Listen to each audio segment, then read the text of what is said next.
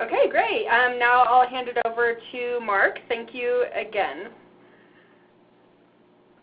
Hello, everyone. It's nice to be with you today, and I hope you're staying dry. We're having quite a bit of rain here in Estes Park, so it's great to be spending the next hour with you. So our topic today is financial management for board of directors, and it's one of my favorite topics to speak on, so this is a pleasure for me. Throughout the presentation, we will have some opportunities for you to respond to some interactive questions, and we would invite you to do that. So we'll just get started here in the interest of time. My consulting practice provides leadership, resource, and planning solutions to help organizations become more viable. So today we'll be touching on two aspects of that, really the leadership aspect in terms of the responsibilities of your board for financial management, and then the resource aspect as well. So I have a wide background, and so if you are managing a nonprofit with your affiliate, I've been in those shoes. I've run 4 different nonprofits. I've also been engaged as a financial analyst and a bank loan officer. So I'm going to be leaning on those two aspects of my experience heavily today as I share some of this financial information.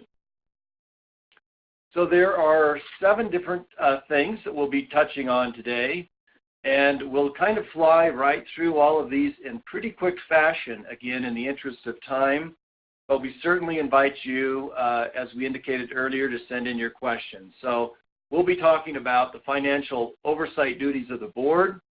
We'll then go into a definition of roles for your staff, the finance committee, and the board as it relates to financial management. We'll spend a little time talking about dashboards and financial illustrations. We'll discuss identifying key financial measures for your board, analyzing and sharing long-term trends, preparing and sharing financial forecasts, and finally allocating your capital. So it is my experience that board members are certainly well-intentioned people. They're volunteering their time, and I really believe that they want to do the right thing in terms of fulfilling their oversight duties for financial management. Now, having said that, I rarely find that governing boards actually accomplish that aspiration. So the first thing I'd like to do is just talk about what I consider the 4 primary oversight duties for your board. And they are resource allocation, stewardship, viability, and sustainability. So what I find when I work with organizations is that sometimes they do a reasonable job of the second item, which is stewardship. That's usually done through monitoring financial information and so forth. Where I find most boards lacking is in the other 3 financial oversight duties, those being resource allocation, viability, and sustainability. So I have a slide for you on each one of these key duties, and we will just start stepping through those. Starting with resource allocation, and let me try to explain this slide because it has a lot of information on it. It's organized around stating the duty of the board, and then the next section is about the process that the board would typically use to fulfill that duty, and the third section of each slide is the policy section, and those are policies that again would be typical for a board to institute in order to fulfill each duty. You'll also see that underneath the arrow and the boxes going from left to right, there are documents that are required to fulfill that duty. In other words, the strategic plan, operating budget, monthly financials. So each slide is organized in the same way, and I'll just step through it with you. So resource allocation for me means that your organization's finances and how you spend your money are aligned with your strategic plan. So the process to do that would be to compare your strategic plan to your operating budget. And so they would need both documents in order to do that. So hopefully your strategic plan is clear enough in terms of your goals and objectives that the board can see what you're trying to do. And so when they review your operating budget, it's more than just looking at the revenue and expense. It's about making sure that there is alignment between those two things. Once they ensure that by approving the operating budget, then on an ongoing basis, what they should be doing is monitoring your spending, again, to that operating budget, making sure there is alignment. And finally, they should be making inquiries when resources are misallocated or when they start to see a spending pattern that does not reflect your objectives in your strategic plan. So the kind of policies that a board might implement to help them with this would be things such as your budget should be reflecting strategic plan priorities. Another policy would be that your finance committee reviews your actual to budget performance on a regular basis. And finally, that accurate and financial reports are provided to the board. And those most oftentimes are what I would refer to as dashboard reports. And we'll be covering those a little bit later in the presentation.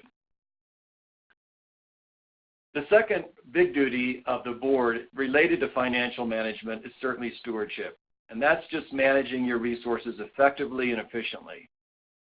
So the process for them to do that would be to, again, compare your actual performance to budget through your monthly financial statements.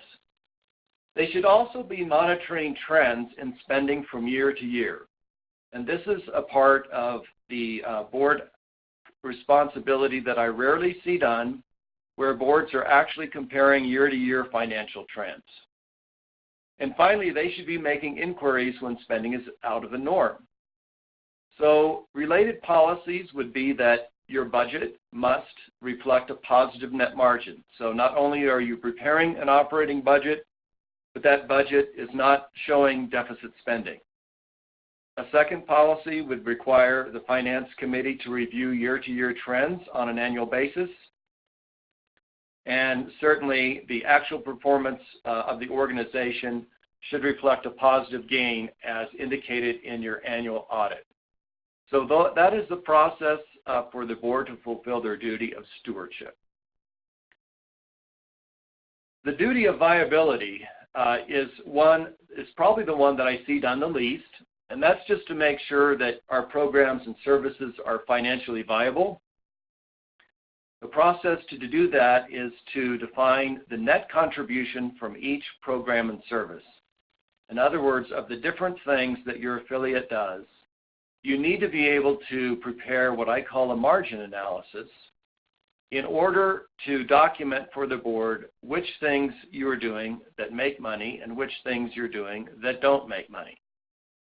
You identify those programs and services over time that are not viable, and through that process, the board makes informed decisions about the retention of non-viable programs and services. So policies related to this would be that the Finance Committee identifies program and service viability by service and by program. Secondly, that adequate cash reserves are established and maintained. And finally, that the board annually reviews the viability of each program and service. In order to fulfill the duty of sustainability, that's just as simple as making sure that your affiliate is viable over the long run. So the way they would do that is it gets back to trend analysis. They would again monitor year-to-year financial trends. They would allocate capital they would allocate your capital account, which is again something we'll cover at the end of this presentation. And they would prepare financial forecasts looking into the future.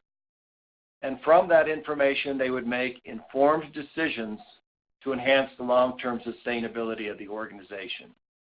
This whole duty of sustainability is another one that I rarely see governing boards fulfilling in an adequate fashion. So related policies would be that a trend analysis will be performed and shared with the board annually, that the Finance Committee recommends a prudent allocation of your capital account, and that adequate capital reserves are established and maintained. So that's just an overview of the big four responsibilities. So what I'd like to do now is share with you what I consider the defined roles for staff, the Finance Committee, and the Board related to each one of these.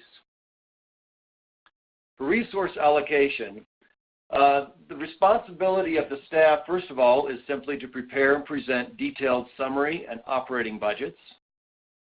The Finance Committee would review the operating budget for alignment with the strategic plan, and then some type of a summary of your operating budget would be presented to the Board. And they, again, have the duty to make sure that it is in alignment with the strategic plan. In terms of preparing and presenting monthly financials and dashboard reports, that is staff's responsibility. Those detailed reports are shared with the Finance Committee, who reviews those. And then, in my view, the Board doesn't necessarily go over the detailed financial reports, but rather they review a dashboard report.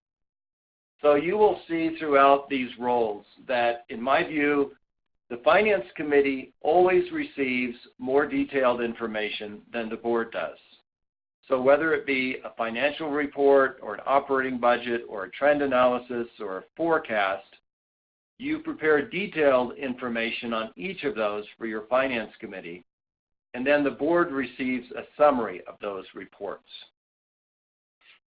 Related to stewardship, there's three things that staff need to do. They need to prepare, again, monthly financials and dashboard reports. Again, the Finance Committee is reviewing those and monitoring performance. And the Board is looking at the dashboard reports and asking appropriate questions based on those. Then the staff has to prepare both detailed and summary operating budgets. The Finance Committee is monitoring performance, and the Board is asking appropriate questions related to actual to budget performance. Finally, the staff is preparing and presenting annual trend analysis reports. The Finance Committee is monitoring those trends, and the Board's role is to consider the policy implication of major financial trends that are outlined. Relating to viability, two things the staff needs to do. First of all, the staff needs to prepare and present a margin analysis highlighting the financial viability of each program and service. The Finance Committee should be identifying which of those programs and services are not viable. And then the Board's role is to make the big decision. Do we need to restructure the non-viable programs and services, or should we discontinue providing them? So it's not that every time you do something that doesn't make you money, you have to quit doing it. It's just that the Finance Committee and the Board need to be aware of those things, and they need to make informed decisions about them. The staff then should also prepare a cash flow analysis. And what I mean by that is simply a monitoring of your cash position over a typical one-year period. So you're monitoring when you have excess cash and when you have lower cash reserves. From that cash flow analysis, your Finance Committee's role is to recommend a reserve position that should be retained and maintained, and the Board is to institute appropriate cash reserve policy and then monitor compliance with that. So finally, related to sustainability, the staff has two roles. One is to prepare and present year-to-year trend analysis and financial forecasts. The committee is going to review those, and the Board is going to review summaries of those. The staff then also prepare and present a proposed capital account allocation. The Finance Committee reviews that, makes any necessary adjustments, and the Board approves the capital allocation and incorporates it into future decision making. That will be very clear to you as we go through that aspect of financial planning. So I realize that's a really rapid-fire run-through of those roles and responsibilities, but I also want to move us on to other material to really help you do each of those things we just talked about. One of the things that I recognize is that your Board only has so much time to meet and so much time during their meeting to allocate to financial discussions. So what I'm going to encourage you to do is to minimize your focus on current financial performance, create dashboard reports and illustrations, and create other financial information that's far more informative and necessary for your board. So to begin with, this is typically what I see boards receiving. At each meeting, naturally, there's a statement of condition or your balance sheet. There's a statement of activities or your income statement. Usually that's compared to a budget. Then once a year, the board is getting your annual operating budget and audited financial statements. So I'm going to share just several statements with you, and the idea is you don't need to read each item on this statement. They're just representative of the kinds of financial information that is typically provided. So when you see this, it's just a typical statement of financial condition. What I would say about this is that you're really informed board members who truly understand finances can read a lot into this statement and get a lot out of it. For most of your board, when they receive this financial statement, they probably don't truly understand it. So another thing the board typically gets is some type of a statement of performance, right? Here's your revenue, here's your expenses, here's your change in net assets during the year. Again, this is a helpful report, but most of your board members don't understand it. There is complex terminology engaged with it. And even more complex is the fact that to really understand your finances, your board needs to be comparing both of the statements I just shared with you. So the first thing I would like to talk about is using dashboard reports and illustrations. So we have a question for you to respond to, and that question is, what percentage of your board really understands your financial reports? So if you could click on your responses for me, I would appreciate it, and then we will talk about those in a moment.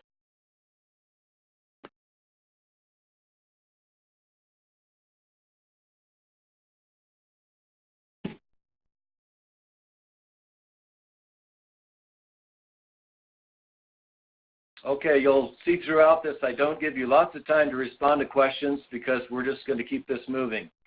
But your responses are actually pretty typical. In fact, I would say you are a little bit above the average. Usually the response, and the most prominent one you had, is about 25%. That's the average, somewhere in that 25 to 50% range. And so fortunately, there are a couple of you who feel really good about your board's understanding of financial reports. You can do anything with Google, right? So one of the things you can do on Google that's kind of fun is you can Google language translator.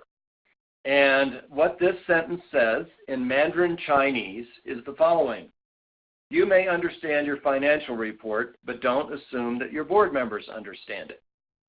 So what I found is that if you start from the basis that most of your board members do not understand your financial report, that it might as well be written in Chinese, and that it's your responsibility to simplify it, you'll be way ahead of the game.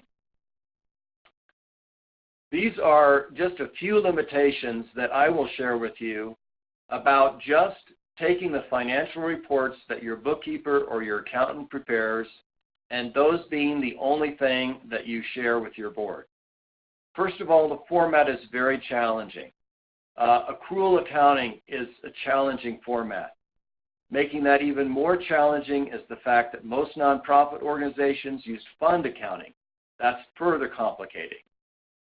Financial terms are confusing. What is accrued salaries? What is deferred income, for example? Those are things that accountants use with some regularity, and they understand what they mean, but your board members don't. It's also very difficult just by sharing sample financial statements, such as those I shared with you earlier in the presentation. It's really hard for board members, unless they are really financially astute, to highlight the key figures. We all also know that numbers don't tell the whole story, right? And so you're often in the position of having to interpret and share other things about the numbers. And it's very hard for board members to make comparisons with typical financial statements. So what I would propose is to consider moving and transitioning your regular financial information into more of a dashboard format. So if I asked you the question, what does each color mean to you? You know that red means stop, you know that green means go, and you know that yellow means caution. By color coding your financial information and creating a dashboard report, what you are doing is you are highlighting for your board and coding financial figures in advance, either green, yellow, or red. And by doing so, when your board member looks at a financial dashboard report, they can truly know absolutely nothing about finances and still ask the most appropriate question about any one of your key financial measures. So, if they see a financial dashboard report and they see items that are color-coded green, they know things are great. We don't even need to ask about them. And I'm often surprised at how much time is wasted during finance reports where board members are asking well-intentioned questions about things that are going really well, and they really don't need to. So if they see something green, they don't need to ask about it. It's going great. If they see something that you've coded yellow, the appropriate question for them is, well, okay, I see that, for example, fundraising revenue is not quite where we thought it should be. Is this a temporary situation, or is this a long-term issue for us? And if they see something color-coded red, that means it's way out of bounds from your perspective. We're way off course. And if they see that, the appropriate question is, what is your plan of correction? So I have two sample dashboard reports for you. They're dramatically different in the way that they're put together, but it's just to illustrate for you how these work. So in this first sample dashboard report, you'll see it looks nothing like a financial statement, first of all, and yet it contains great financial information for the board. So what management did is they identified the 7 most important things that their board needs to know about their finances.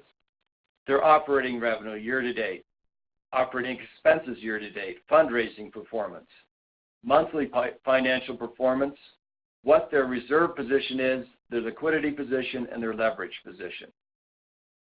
So then after they did that, they came up with their own way to describe what is green, what is yellow, and what is red. Green means they are at or above budget.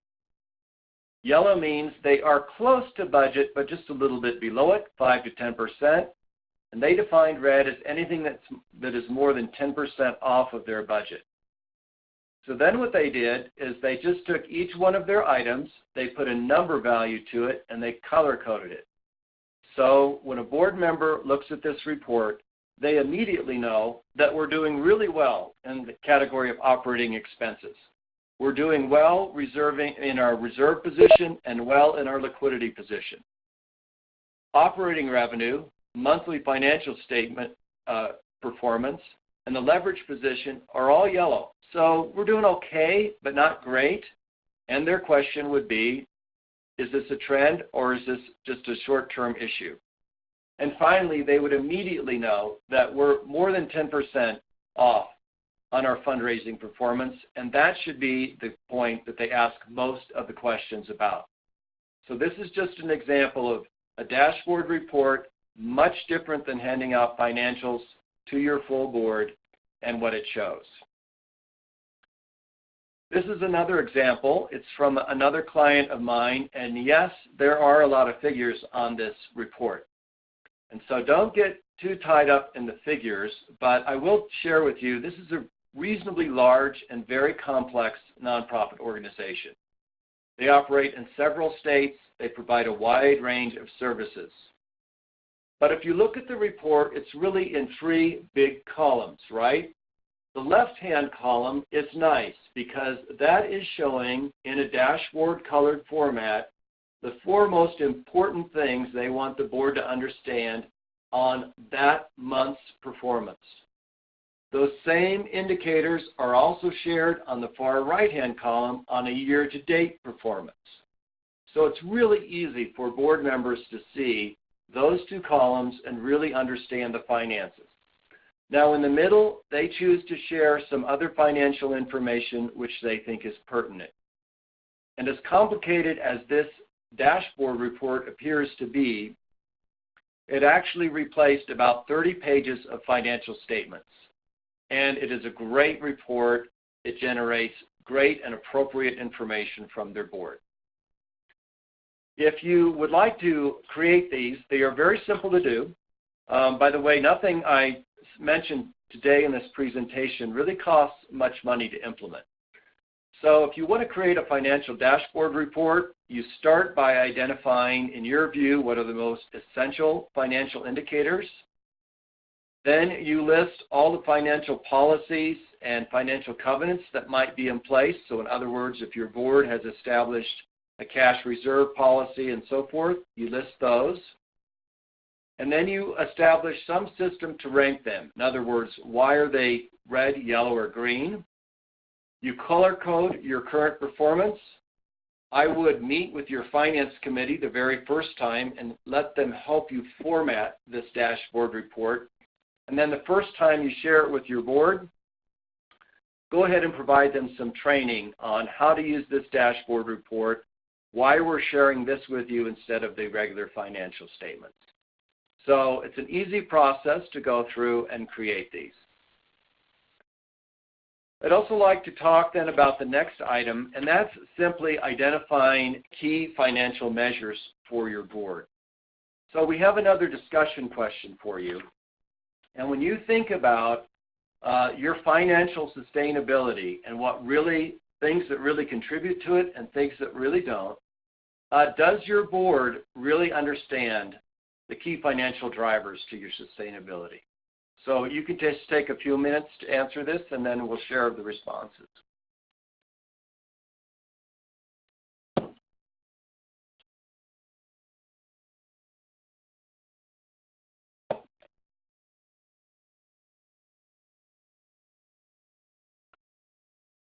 So most of you are answering this question no. And so in the very basic, biggest picture, your board has to understand these things if they are able to provide effective financial management for the organization. If they don't know what these things are, then very well-intentioned board members can make very bad financial decisions for your organization. So in my view, it's really the responsibility of staff to point these out for your board. Here's an example of what another client of mine put together for their board of directors.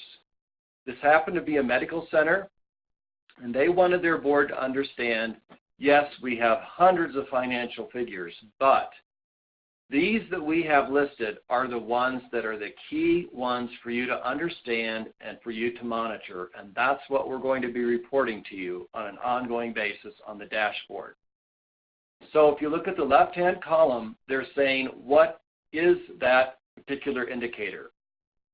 And then the next column I really like because they've labeled it relevance, but it helps the board understand why is that a key indicator. Then the third column, they are showing what their current position is, and they're color coding it in a dashboard format so the board knows how they're doing. And then the last column is what they would like it to be, even if it isn't there right now. So this is just an example of identifying for your board, these things make more of a difference than anything else in our financial statement. There are lots of different key financial ratios and figures, and I would not encourage you to just take these and make them yours, but what I would encourage you to do is for you to identify your own key financial indicators because they do vary from one organization to another. Another example of how this is used, I was working with another client and they were in the middle of a strategic planning process. The board was very excited during that process about continuing to have more growth. And so one of the things that their CFO wanted the board to understand is that there's a correlation between their growth and actually their net surplus. And so for years, the first 4 years of this graph, every time they grew, they also had an increase in net surplus. So growth equaled more net surplus. But you can see in recent years that wasn't the case. So as they continued to grow in terms of public support and revenue, their net surplus actually decreased. So this is an example of somebody, a CFO or a finance person, pointing out one key indicator, and you can imagine it made a pretty big impact on the board in terms of how they felt about just ongoing continued growth. This is another example from another client, and in this particular case, the point that they were trying to make to the board is that they had received lots of foundation grants, and a lot of those foundation grants were federal and state grants, and those were declining, and you can see the light blue bars. There's a big trend there. They're going down, probably not going to go back up. So you can also see that over time, they've had to rely more heavily on contributions to make up the difference and more heavily on fee-for-service contracts. With this information about a key financial measure, the board was able to make a very easy decision. We need to expand our fee-for-service contracts, and we need to spend a little bit more time and energy raising money. Very helpful. They probably would not have gotten there without understanding these key drivers. So my next question for you is, does your board of directors know which of your programs and services make or lose money?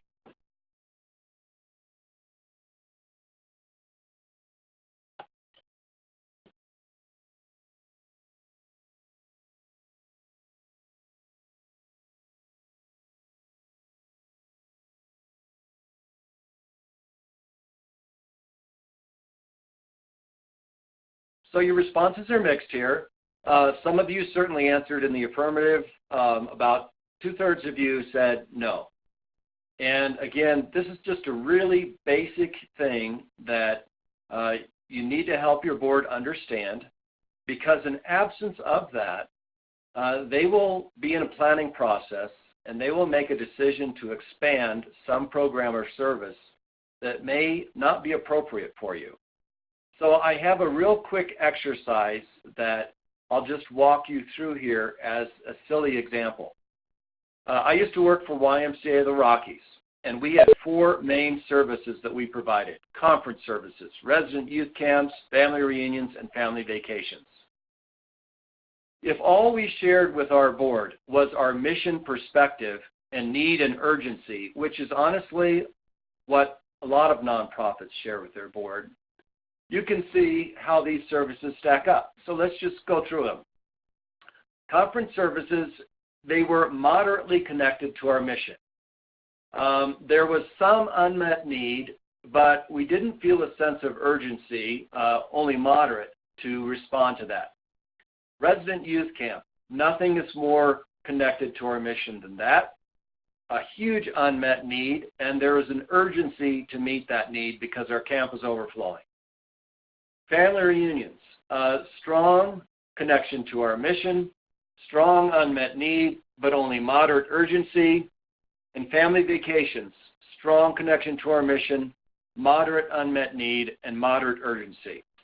If this is the hand that you deal your board, they will make a decision to probably expand resident youth camp services as their primary objective because it's strong all the way across. But if you added one more dimension to their decision making and you kept the previous 3, but you said, well, by the way, here's the profit margin from each of these services. So even though conference is moderate all the way across, it makes a ton of money for the organization. Resident youth camp, yes, strong connections, strong unmet needs, strong urgency. We lose a fortune doing it. We lose money providing that service. Family reunions, yes, strong to moderate need, urgency, and a very high profit margin. So then family vacations, strong and moderate all the way across. So with one more piece of information, now your board is going to start to say, well, no, we're not going to do resident youth camp. We're not going to expand that. We should be talking about expanding family reunions. And then further, if you added one more element, which is what motivates donors to give you money, without going through all of them again, you can see no donors contribute to conference services, not many people give to resident youth camps, not many people give to family reunions, but family vacations really drive our fundraising revenue. So now, with the bigger picture, your board really understanding everything, they would make a completely different decision than the previous two. Now they're probably going to say, let's do more family vacations. Okay, I want to shift to long-term trends, and we're going to quickly go through this here. My question for you is, does your board of directors routinely review the long-term financial trends year to year, say over a 5-year period of your organization?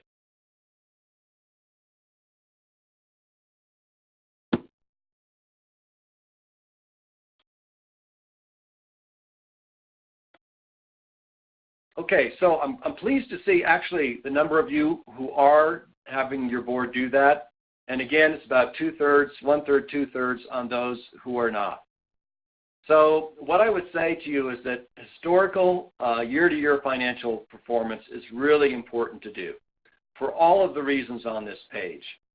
It is really what you've done in the past is still your strongest indicator of what you'll do in the future.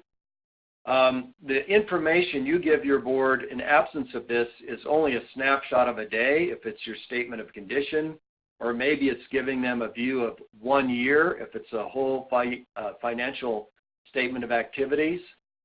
But 1 year of financial performance does not make a trend, and so that's why it's so essential to do this.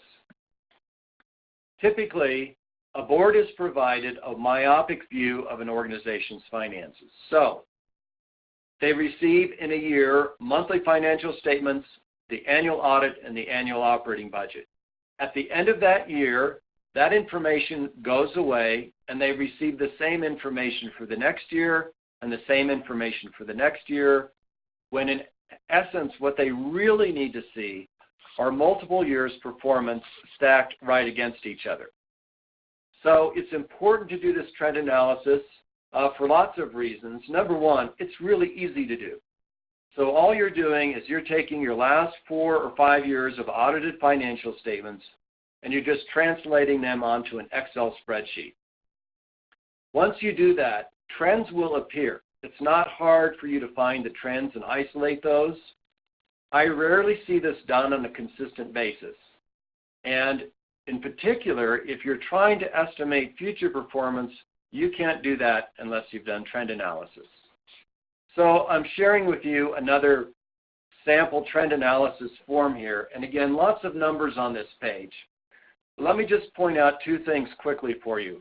Number one, I do this for every client that I work with, even if it's not a financial engagement.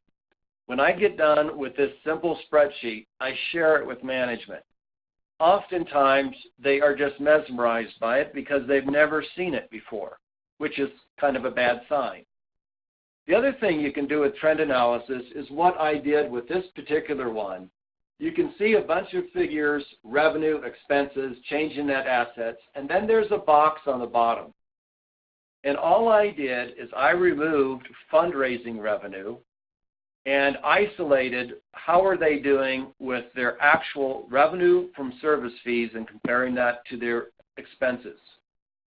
What happened as a result of this is it changed the dynamic of the board's discussion. The board used to be saying, our problem is primarily that we can't raise enough money. We're always raising money and we can't keep up. But if you look at the bottom square, you'll see that their problem isn't primarily that they can't raise enough money. Their problem is that they continue to lose more money outside of fundraising every year, and that's why they can't keep up. So their attention didn't need to be focused on fundraising. The board's attention needed to be focused on operations. The next series of charts are kind of hard to explain, but I want to just share with you a few things quickly. This, again, is another set of financial statements for another organization. What the board wanted to do is the blue column. They wanted to start to project the next year's budget. And so they did not have this trend analysis page to do that. So what they had to look at when they were creating the budget for 2010 was they were coming off a record-breaking year in 2009. And so if we had more time, I would talk through all of this. But you can see that the change in net assets in 2009 was a record year, $194,000 profit from this nonprofit organization. So the board was feeling very aggressive. Their topic was, how fast can we grow because we're doing great things? If the board had just seen 2 years of financial information that are highlighted in yellow, comparing one to the other, they would have probably had a dramatically different view of their organization's financial position. They would have realized just by studying 2 years that they didn't really have that great a year in 2009, except for they received a $260,000 estate gift. And of course, we can't bank on estate gifts happening with that kind of regularity. The other thing that the board was having a discussion about is not only were they really excited about their 2010 budget, but they were really frustrated with their performance to date in 2010 because it just wasn't living up to their expectations.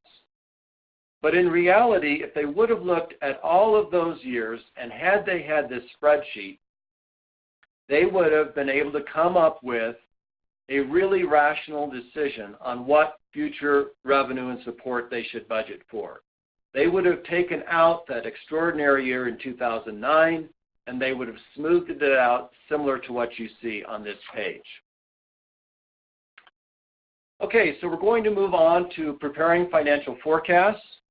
Not a lot of organizations do this. I'll ask you if you prepare a financial forecast for your performance looking forward for the board.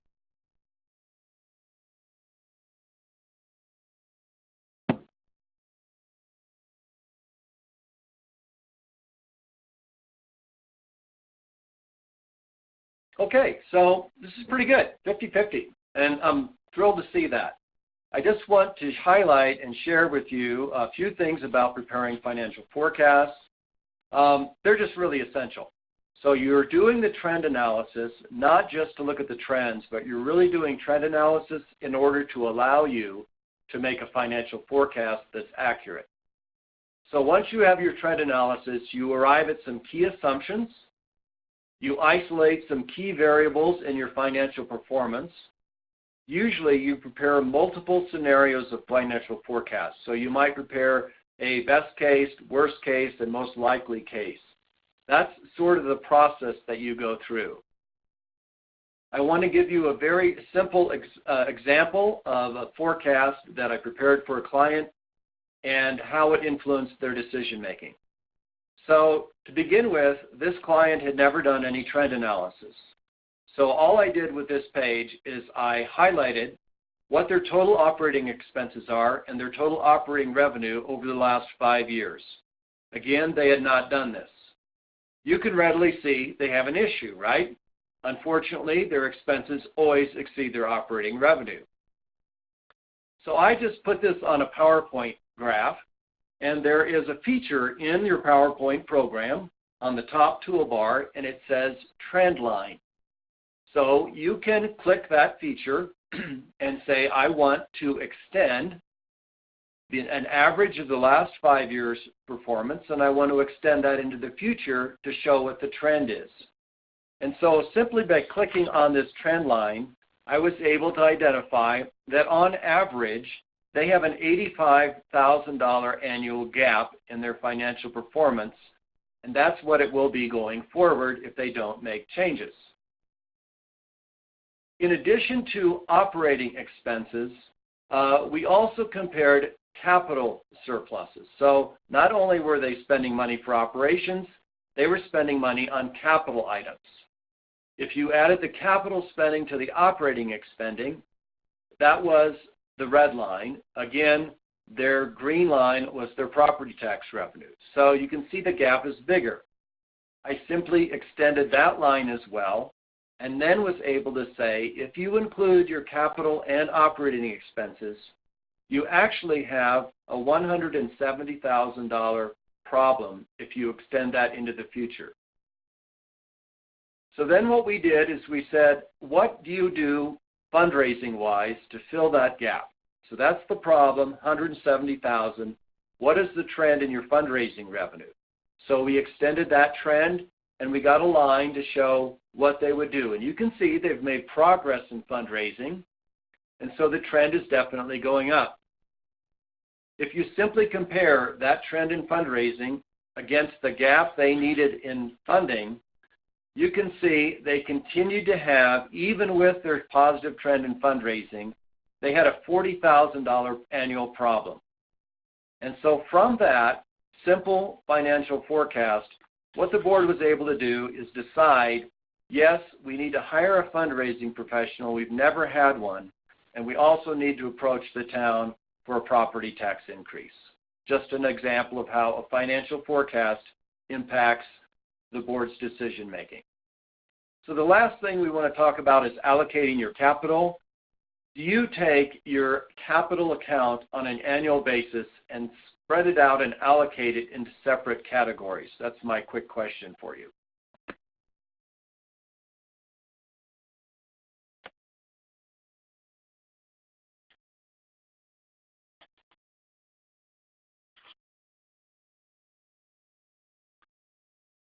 Okay, so most of you don't do this, and that's fine. I completely understand it. I didn't used to do this either. I actually attended a workshop about 10 years ago and learned how organizations do this and what a big difference it makes to their decision making. So I'll just share this with you.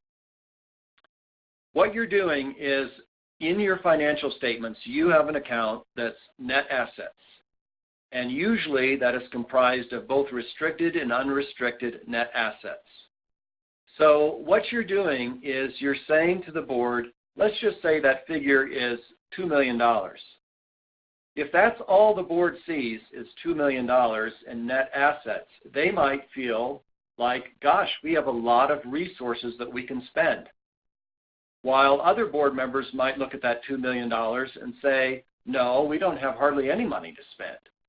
And the reality is, unless you allocate your capital account into these four categories, your board doesn't know, and it makes a huge difference. So what I'm going to do is walk through each of these four categories with you. The first one in the middle is what we call safety stock capital. And that is typically cash resources that you held in reserve to ensure the long-term financial viability and to fund a short-term crisis. So for most organizations, when you look at your net asset or your total capital account, for most organizations, this category consumes most of it. It's what people call their rainy day fund. The second category of capital is what I define as mission capital. So usually nonprofit organizations are providing some services and programs that they know will never earn a positive return. However, they're committed to providing those as part of their mission. So if you have some of those programs and services you're offering that presently lose you money, that you know you need to cover the loss for, you have to allocate a certain amount of your capital to fund that annual loss. That's mission capital. Other nonprofit organizations rely heavily on capital assets, in other words, vans, equipment, buildings, in order to fulfill their mission. So if you have a lot of those capital assets, You also need to peel out a little bit of your net asset or your total capital account to put in a capital reserve so that when those things fail or when they break or wear out, you have funds to pay for them. So after you've done those three category allocations, whatever is left over is what I call strategic capital, or you can think of it as free capital. And that's money that you can truly put at risk. And you can use that money to do things like start a new program where you don't know about the long-term revenue source for it. Or if your affiliate does not have, for example, a dedicated fundraising staff person, and you'd like to hire them, but you know that they may not produce a positive fundraising revenue in the first year or two, you would use strategic capital to fund that gap. So I've given you this slide that shows the 5 different steps that I just talked through that you can use for future reference about how to go about allocating your capital account. I want to share in closing here just one quick example of 2 organizations that each had $3 million in total capital, but were in dramatically different positions once the various organizations allocated that capital. So let's start with Safety Stock. The first organization out of their $3 million said, we need $1.5 million of that, or half of it, in safety stock. Organization B, they thought they needed $1.8 million, so they have a slightly different allocation there. Organization A had very few services that did not break even or earn a positive margin. So when they thought about mission capital, how much they needed to fund future losses, it was very little of their capital account. Organization B, on the other hand, had several services that produced a negative margin, so a lot of their capital, a third of it, had to be allocated to that. Organization A was pretty capital intensive in their services, so they needed $500,000 of their $3 million to go into replacement capital. Organization B, not so much. They only needed $200,000. But when you added it all up, Organization A had $900,000 of strategic capital that they could put at risk to do new things and try new services and programs and so forth. Organization B had none. So if both organizations were in a strategic planning venture, Organization A could be far more aggressive. Organization B would have to be far more conservative in terms of the decisions of their board. So that's an example of why it's important to do that. So we've run through a ton of material, and I appreciate your patience and your response to the questions throughout the presentation. I'm happy to respond to any questions you might have at this point.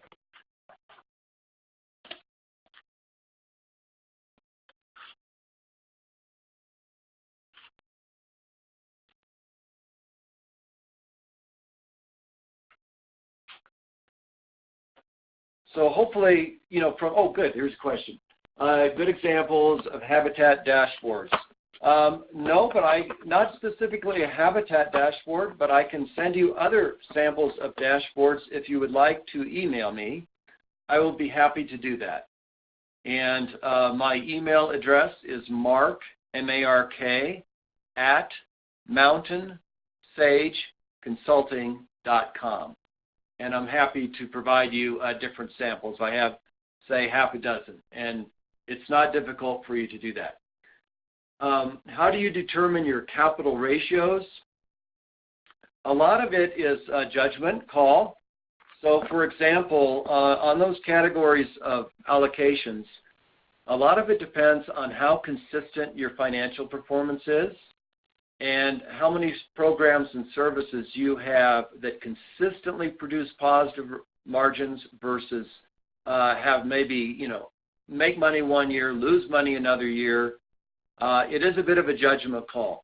I could talk through it with you, and again, would be happy to do that offline, but it really is a great exercise for you to walk through with your finance committee and your full board to just get their input on how they would allocate capital.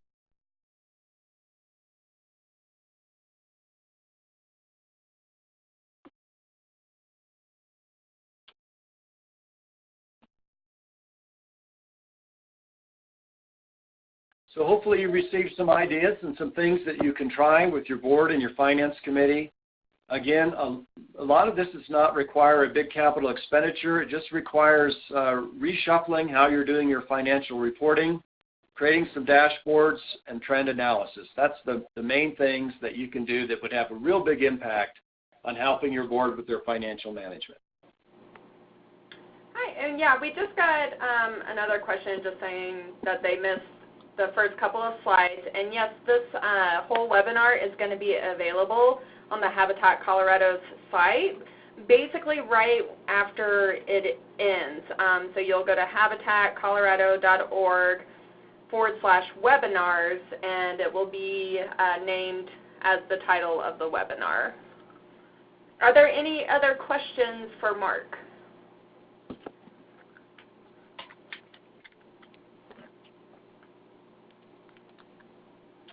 I thank you all very much for what you do in your communities. Huge believer in your mission. I will share with you that I serve as the board chair of the Thrivent Financials Regional Board, and we are very proud to allocate over $500,000 a year to supporting Thrivent Builds projects through Habitat. So you're doing great work. And Mark, just thank you again. We always enjoy it when you come and you present to us, and a lot of people love the information that you give. So yes, once again, thank you for your time, and thank you to everyone who joined us today. If you are not signed up on the e-newsletter, send myself an email to sign up. It's Elizabeth@Habitat Colorado, because that is one of the best ways to find out about future webinars that we hold. And Mark, do you have anything else to add? No, thank you, Elizabeth. Have a great day, everyone. Thank you, everyone. Stay safe and warm.